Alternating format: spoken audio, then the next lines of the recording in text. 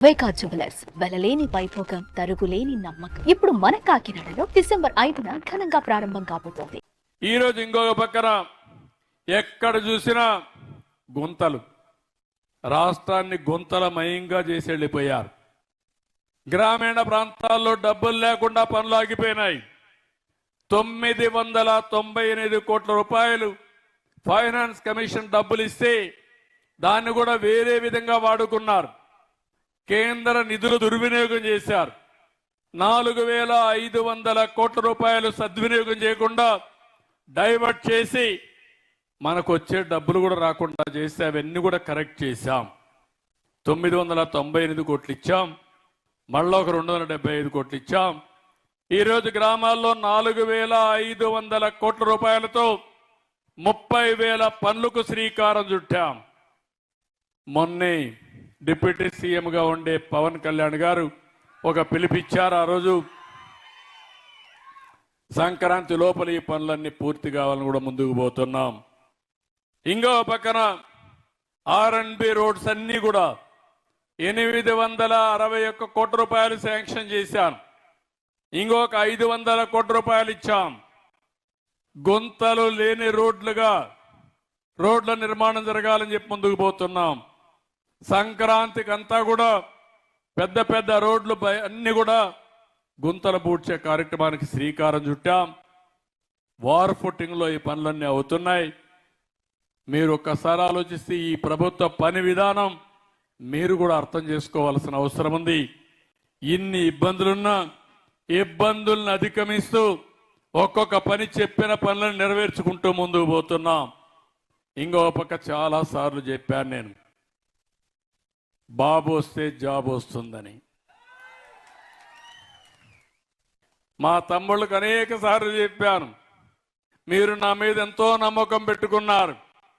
అందుకనే first time దేశంలోనే ఎవరు ఎక్కువ ఉద్యోగాలు వస్తే ఆ పరిశ్రమలకు ఎక్కువ ఇన్సెంటివ్స్ ఇస్తా అని చెప్పిన ఏకైక ప్రభుత్వం తెలుగుదేశం ప్రభుత్వం, ఎన్డీఏ ప్రభుత్వం.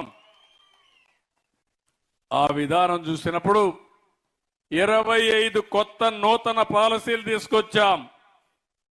ఒకప్పుడు నేను ఈజ్ ఆఫ్ డూయింగ్ బిజినెస్ అన్నాను, ఇప్పుడు స్పీడ్ ఆఫ్ డూయింగ్ బిజినెస్ అంటున్నాం. 5 నెలల్లో 4 లక్షల కోట్ల రూపాయల పెట్టుబడితో మా తమ్ముళ్లకు 4 లక్షల ఉద్యోగాలు ఇప్పించే బాధ్యత మాదని మీ అందరికీ హామీ ఇస్తున్నా. ఇంకో పక్క నేను ఆ రోజు మాట్లాడాను వర్క్ ఫ్రమ్ హోమ్ అని. మీ ఇంట్లో కూర్చొని నువ్వు పనిచేసే విధానానికి రూపకల్పన చేస్తానని ఇప్పటికే చాలా మందితో మాట్లాడాం. వాళ్ళు కూడా సుముఖంగా ఉన్నారు. కొన్ని గవర్నమెంట్ బిల్డింగ్లు ఉన్నాయి, అవి ఎందుకు ఉపయోగపడకుండా ఉన్నాయి, అవన్నీ కూడా ఆలోచిస్తున్నాను. అవన్నీ ఆలోచించి అక్కడ కూడా కంప్యూటర్లు పెట్టి మీకు దగ్గరుండే ప్లేస్లో పనిచేసే విధంగా నైబర్హుడ్ కాన్సెప్ట్ తీసుకొస్తున్నాం. మా తమ్ముళ్ళందరినీ కోరుతున్నా, సెల్ ఫోన్లు ఉంటే లాభం లేదు.